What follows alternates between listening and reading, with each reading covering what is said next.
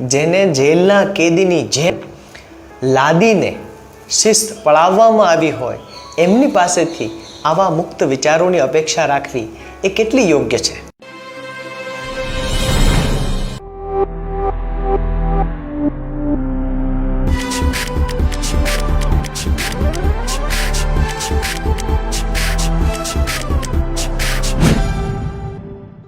નમસ્કાર મિત્રો, science of લર્નિંગમાં આપ સૌનું હાર્દિક સ્વાગત છે.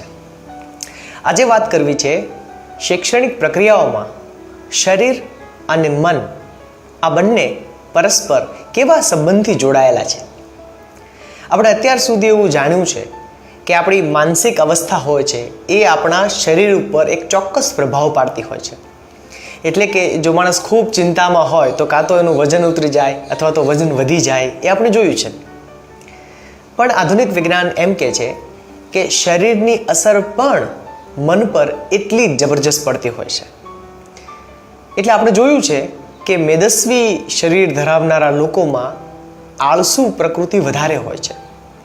આપણે જોયું છે કે જે રમતવીર હોય છે, સ્પોર્ટ્સ પર્સન્સ હોય છે, જે તરવૈયાઓ હોય છે, એમનું મનોબળ જે છે એ સરેરાશ માણસ કરતાં વધારે મક્કમ હોય છે. આવું કેમ થાય છે? કારણ કે આપણા શરીરની જે આંતરિક વ્યવસ્થા છે, આપણા બ્રેઇનમાં જે હોર્મોન પેદા થાય છે, એને અને શરીરને સીધો સંબંધ છે. હું તો એમ કહીશ કે આ જે સંબંધ જે છે એ અનિવાર્ય છે. જો આપણે હલનચલન ન કરીએ તો આપણી બુદ્ધિ અમુક રીતે વિકસે જ નહીં. એની સામે આપણી શાળાની પ્રક્રિયાઓ કેવી છે?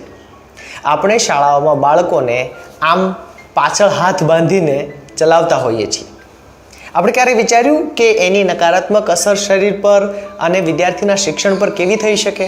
બંધાયેલા હાથ એ બંધાયેલી બુદ્ધિ દર્શાવે છે.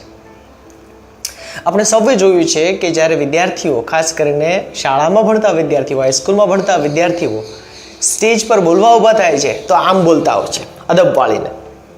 આ જે બંધાયેલા હાથ છે એ એમની બંધાયેલી અભિવ્યક્તિ છે. એની સામે આપણે તો એવું છીએ છે કે એની અભિવ્યક્તિ મુક્ત હોય, સ્વતંત્ર હોય. એને જે સમજાય છે, એમની જે સંવેદનાઓ છે એ આપણે મુક્ત રીતે કહી શકવા જોઈએ.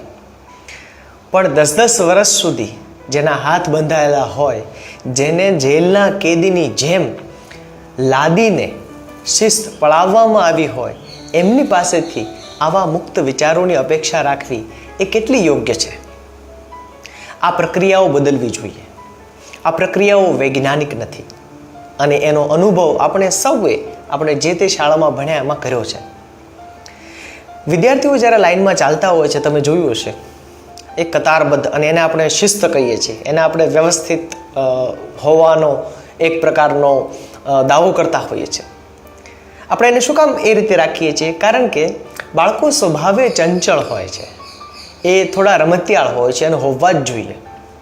આ ચંચળ બાળકોના જો હાથ ખુલ્લા હોય તો કોઈ વસ્તુ અડશે, પકડશે.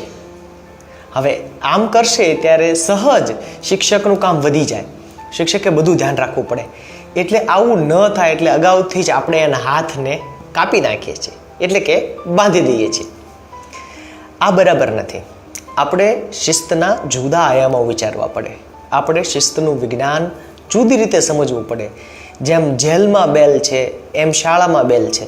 આનો અર્થ એમ નથી કે આપણે શાળાને જેલ બનાવી દઈએ. મને લાગે છે કે આ દિશામાં આપણે ગંભીરતાથી વિચારવું જોઈએ.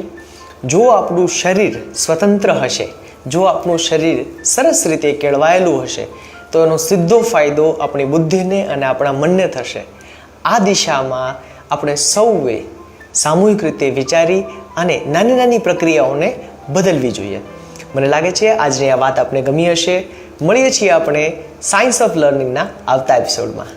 Thank you so much.